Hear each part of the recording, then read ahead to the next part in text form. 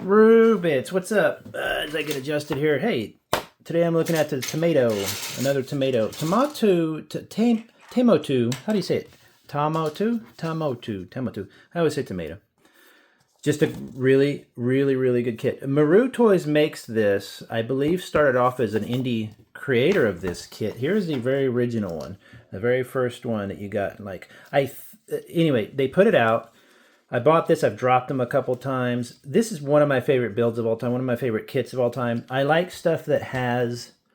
I'm not going to say optimism in a cheesy way, like, oh, I just want everybody to be happy. No, like optimism is this. There is a way you can use technology and build a toy kit that excites the imagination without it being about, there's a post-nuclear meltdown and everybody's dead and robots take over. This is a fantastic kit. Like I said, I've dropped it a few times. It's still holding together. I built it super quick. You can customize these guys in a billion ways. It has this cool arm thingy with the claw thingy that opens up. Let me see if I can open up the claw thing. There you go. Open the claw thing and the head comes off. When the head comes off, it even has, oh, I have cats trying to get in. It has details underneath. When you take the armor off, it has all these great details underneath there. So it's just a really fun kit. When this came out, I think a lot of people get excited by it. Now, somebody correct me if I'm wrong, but I believe Kotobukiya bought out or distributes Maruttoys tomatoes, whatever, because that's why it says Kotobukiya, Kia or Kaya. Somebody tell me. And Maruttoys. So they're combined together. I used to follow the person, I believe it's a dude on Instagram and Twitter. Of course, I quit Twitter because Musk is a piece of shit. But other than that, I follow this guy when I can. They had a great live stream where he sits and talks about all his designs and stuff. And I was just like, oh my God, why don't they put English subtitles? I wanted to know what was being said. So this is he builds these more advanced versions of tomatoes, that serve more purposes and stuff like that. This will kind of give you an idea here. So it's like just a futuristic robot thing. This is something that you could see actually being built in real life, 100%. They could build it right now. But you can also use them for customization for let me show you here. I thought this was kind of funny with a, what do they call their kind of 30 minutes missions? Frame arms girls. So you can use them, they can ride on them and stuff, which is not my vibe at all. I wish they would build a cybernetic girl model kit system that wasn't like French maid outfits. If you're into that, cool, but build me I don't know. I'm just old, I guess. Whatever. Anyway, so this is the Tamotu Pro.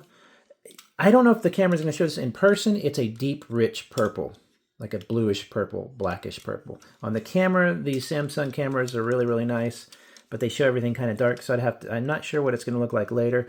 And this is just this, but beefed up. It should do all the same things, so it should have the same kind of wheels pop out. You notice they put like a silver underneath instead of a black insides, the frame, I guess you would call it.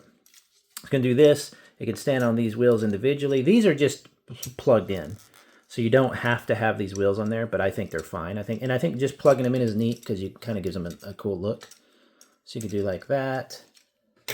You could roll around. The wheels actually roll pretty well. The back, this was a bit finicky to put together, but it does. I haven't messed with this since I've assembled it, but it should come out pretty. Should be able to separate relatively easy. I can't remember how to do it because, like I said, you just have a little plug there. You see that little ridge there? It goes plugs in there. So that goes like that, and then they pop out. This pops out. How does it go? Oh yeah, these are the two hands. Right there, and then that right there. Pull that out a little bit. There you go. Extendo vision. And I thought they came out further. That's weird. I thought that yeah, there you go. So they kind of pop out more. So you can do this crazy stuff. There's his head, by the way. I would have sworn that they had little glowing eyes, but I guess not. These colors here you can change out. You can do a clear version. Like this one has clear. That one has red. Like I said, you can take these off, so you don't have that. I kind of like it. Without them on there because they just do pop on. That just popping them on seems a bit out of character for this model line, because everything is so fits together so well that just plugging those in there feels a little bit cheap to me, but it's fine. It's really, really cool. So you can do all that stuff. I don't think I think the backpack actually just snaps on. Oh, no, that's the armor. But anyway, that gives you an idea. I think it just kind of snaps on there. I don't want to take it all apart, just in case. So when you're assembling this backpack part, it does get a little bit strange because you have to kind of like slide it all back together and stuff. As I'm working with it now, it definitely feels better than when I first did it. And then when they go in, well, actually that's working really well. Nice. Now I see how it tucks in, and then it locks with that little piece. There you go. So there you go. He's more of like a professional, a pro. He's an advanced. These guys, you know, you might send into like an abandoned water, a water tower, whatever you call it, for a like a nuclear silo or something like that. He comes with his own version of that, so you can plug that in as well. I'm not sure where you would plug in. I don't think you can have them all plugged in. Let's see. See, it shows. Okay, so you can plug them in like on the back.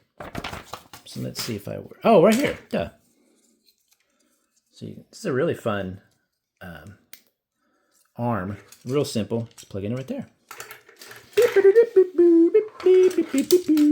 Look at that. So see, he's just a little bit more. They just kind of gave this more volume here, which gave them a lot more opportunities. And when you're done, I love this part. I love how these fit in here. You should be able to, you can tell a really good model kit when you can take a part that transforms or something, and you just put a pressure and it automatically goes to where it needs to go. That's a good sign. That's why I like this thing. Then you put these just kind of like that. Again, you can leave the wheel things off if you want, and then he's back to normal. Take that, you can squish it down, fold it in. Da-da-da-da. Cute as snot. I love these guys. So this is an easy line to collect too. Oh geez. If you're wanting to collect something different, you can, because they do have a scale. I can't remember what scale they're supposed to be. 1/12. So they work with 1/12 kits, which I believe is Marvel Legend size. But as you can see, you could be this big, and it could technically work, or you could be a Barbie size, and it could technically work. The cute head is really the only thing I think that kind of scales it, that kind of sets it to a smaller size. But other than that, you can see how easily they work. In almost any situation. Great model kit. They're not cheap. That is the only thing I can say. But we have to understand, they get these kits to make the molds, to sell them to you, to print up everything, to put them in a nice box like this, to ship them to you for nothing almost sometimes. To buy one of these guys, for $30, $40, $50, whatever it is, to me, you're really kind of, I believe this, you're something like this kind of smaller line, you're really paying for a piece of art in a way. This is a conceptual piece. This is like a futuristic, his take on what a future robot might look like around the house. And I'm 100% down with it. It is cute, but it also looks real and has a real functionality to it. You could see this being actually something that could be used or whatever. So it's just really, really fun. You do get some pieces left over. I can't remember why you have these extra pieces. I think if you want to take it apart and not make it such a hunchback. As a matter of fact, I think that's what you can do. I think you can, this whole part here, you can see just a gap right there. I believe you can just take that whole section off and then just make it that same critter. You see that? So options, different colored bits here. You get some pluggy parts here, so you can, plug stuff into different holes and stuff. Got like a hole there, you can put stuff. So it works with other systems as well. Fantastic. If anybody knows more about Maruttoys, because again, Kotobukiya, whatever, and Maruttoys does not do stuff in English, and it drives me crazy. I wish I could speak their language, but I want to know more about the design process behind this. And if anybody knows where they've translated that live stream or anything, let me know, because these things are incredible. These are one of my favorite things ever. For once, it's not a death-dealing robot tank. It's just you know what I mean? This is like, I don't know. It's hard to explain.